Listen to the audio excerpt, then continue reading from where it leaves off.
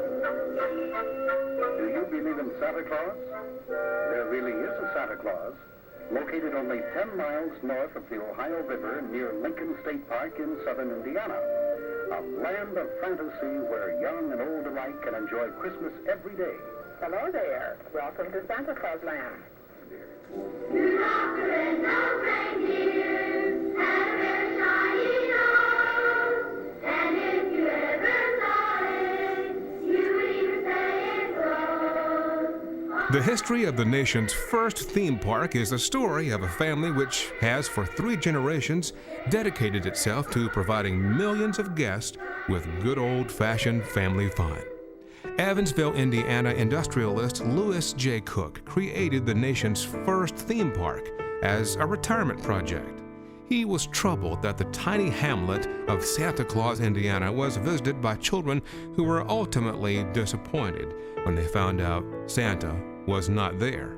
With 9 children of his own, Koch loved children, holidays, and celebrations. Santa Claus Land opened on August 3, 1946.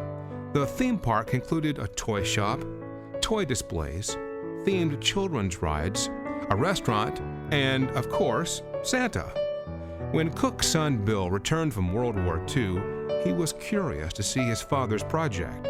After overcoming doubts about the park's viability, Bill soon became the head of Santa Claus Land. In 1960, Bill married Santa's daughter, Patricia.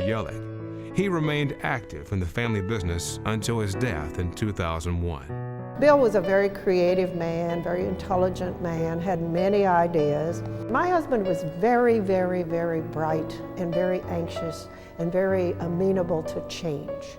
And he saw that the future of Santa Claus Land would not be that of growth unless we changed to include other family members besides just small children.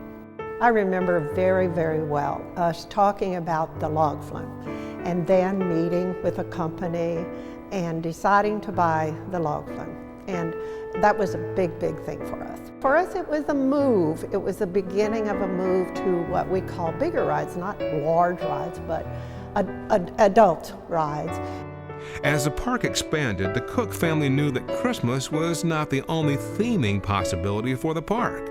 In 1984, Santa Claus Land grew to include Halloween and 4th of July sections, and the park's name was changed to Holiday World.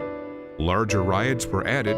In all, Holiday World features 100 acres of rides, shows, games, and attractions. We were called by a friend of ours who said, "Why don't you all have a water park? You know, your Indiana summers are so hot."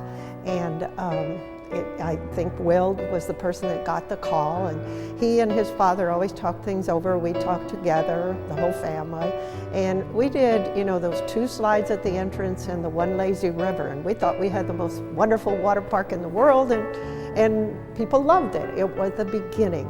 In 1993, Splashin Safari Water Park was added.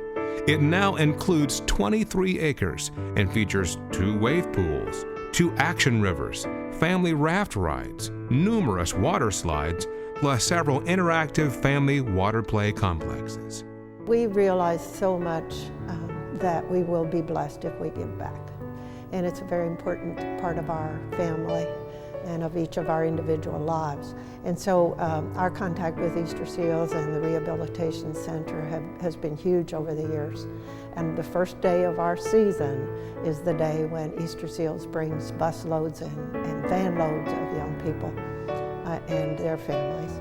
And they have the park to themselves. It's a day when they can get on the rides and they can take time and they can be helped. I'm always, and our employees are, just absolutely amazed by those children and by their families. And many of our employees say it's the best day of their year.